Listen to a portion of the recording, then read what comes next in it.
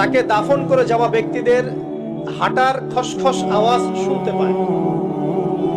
এরপরে তাকে যখন শুইয়ে দেওয়া হয়, সে যদি মুমিন ব্যক্তি হয় তাহলে তার মাথার দিকে তার সালাত এসে দাঁড়িয়ে যায়। দুনিয়াতে আপনি যে নামাজগুলো পড়েছেন, আমি যে নামাজগুলো পড়ছি, এগুলো মাথার দিকে দাঁড়িয়ে যায়। ডান দিকে চলে আসে তার সওম মানে কি? রোজা। বাম দিকে চলে আসে যাকাত। তারপরে পায়ের দিকে চলে আসবে তার আত্মীয়তার সম্পর্ক রক্ষার ইবাদত, তার এই যে অন্যান্য দান সদকা, তার নফল আমল, তার তাসবিহ তাহলিল, তার কোরআন তেলাওয়াত ইত্যাদি পায়ের দিকে চলে আসবে। এখানে একটা হাদিস এসেছে, সূরাতুল মুলক যে ব্যক্তি রাতের বেলা তেলাওয়াত করবে, কোন সূরা ভাই?